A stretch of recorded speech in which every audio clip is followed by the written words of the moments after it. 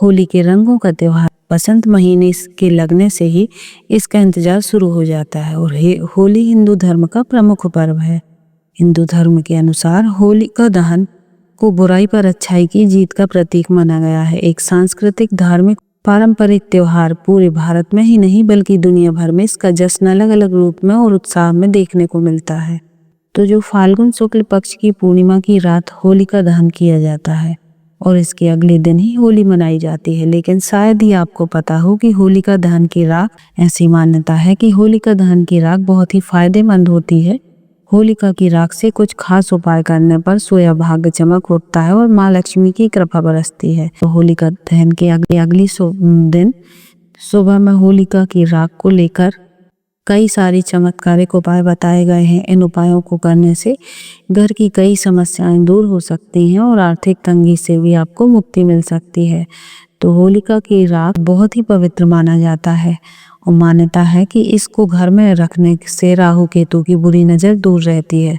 साथ ही घर में बीमारियों का वास भी नहीं होता।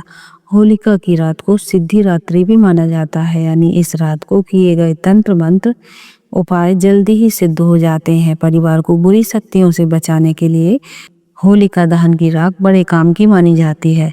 होलिका की राख को लेकर कई तरह के उपाय भी बताए जाते हैं, जिनमें से जैसे कि होलिका दहन की राख रात को 7 चुटकी घर ले आए। फिर इस राख को तांबे के 7 छेद वाले सिक्के के साथ एक लाल कपड़े में बांधकर तिजोरी में रख दें। ऐसा करने से कहा जाता है कि घर में पैसों की तंगी दूर हो जाती है। और इतना ही नहीं, ऐसी मान्यता है कि होली जब जल जाए और उस जगह की राख को बहते हुए जल में प्रवाहित करने से अधिक तंगी से छुटकारा मिलता है।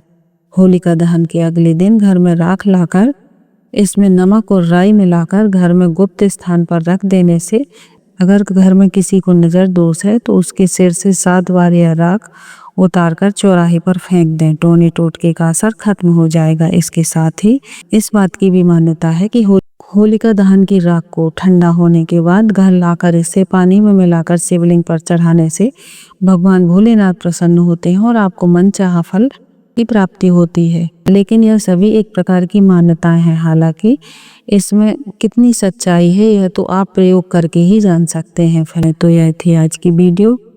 आशा करते हैं कि आपको आज की जानकारी अच्छी लगी होगी।